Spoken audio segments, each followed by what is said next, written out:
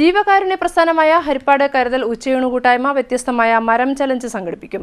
വീട്ടുമുറ്റത്ത് നിൽക്കുന്ന ഒരു മരം മറ്റൊരു കുടുംബത്തിന് തണലായി മാറാൻ അവസരമൊരുക്കുന്ന രീതിയിൽ നടത്തുന്ന ചലഞ്ച് പിതാവ് മരണമടഞ്ഞ 2 പെൺകുട്ടികൾ മാത്രമടങ്ങിയ ഒരു കുടുംബത്തിന് വീട് നിർമ്മിക്കാനായാണ് സംഘടിപ്പിക്കുന്നത്. വീട്ടുമുറ്റത്ത് നിൽക്കുന്ന ഒരു മരം മറ്റൊരു കുടുംബത്തിന് തണലായി മാറാൻ അവസരമൊരുക്കുകയാണ് നന്മ മനസ്സുകൾ. ഹരിപ്പാട് കരുതൽ ഉച്ചയൂണ് കൂട്ടായ്മയാണ് 100ാമത് വീട് നിർമ്മിക്കാൻ ഒരു നിർധന കുടുംബത്തിന് തലചായ്ക്കാൻ ഇടമൊരുക്കാനായി വ്യത്യസ്തമായ മരം ചലഞ്ച് സംഘടിപ്പിക്കുന്നത്.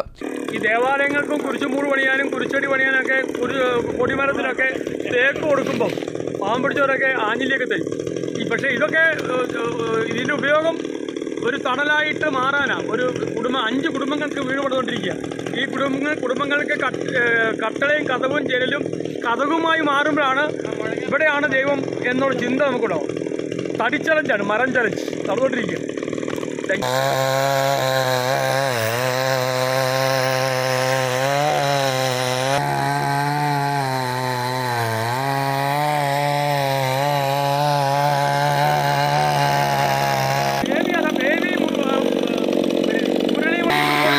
ഇതാണ് ബേബി കേട്ടോ, കടയാടി ബേബി അല്ല.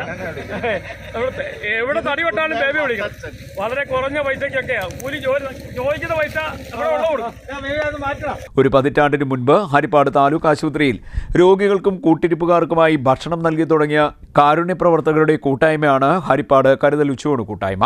ഇതിനോടകം തന്നെ 100 കണക്കിന് കുടുംബങ്ങൾക്ക് സംഘടന തണലായി മാറിയിട്ടുണ്ട്.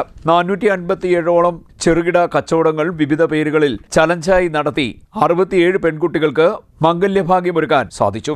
99 കുടുംബങ്ങൾക്ക് കെട്ടുറപ്പുള്ള വീടും നിർമ്മിച്ചു നൽകി. അനേകം രോഗികൾക്കും കരുതൽ ആശ്വാസത്തിന്റെ കരുതലായി മാറി. 100ാമത് വീട് നിർമ്മിക്കാനായാണ് ഇപ്പോൾ മരം ചലഞ്ച് സംഘടിപ്പിക്കുന്നത്. പിതാവ് മരണമടഞ്ഞ 2 പെൺകുട്ടികൾ മാത്രമടങ്ങിയ ഒരു കുടുംബത്തിന് വീട് നിർമ്മിക്കാനായാണ് ഇത് സംഘടിപ്പിക്കുന്നതെന്ന് കരുതൽ ഉച്ചയൂണ് കൂട്ടായ്മ ചെയർമാൻ ഷാജി ഗഡേവിഡ് പറഞ്ഞു. വീട് നിർമ്മാണത്തിന് പണം നൽകാനില്ലാത്ത സുമനസ്സുകൾ തങ്ങളുടെ വീട്ടുമുറ്റത്തെ ഒരു മരം നൽകി ഇതിനായി സഹകരിക്കണമെന്ന് അദ്ദേഹം പറഞ്ഞു. ഇതിനോടകം തന്നെ ഏതാനും പേർ മരം നൽകി.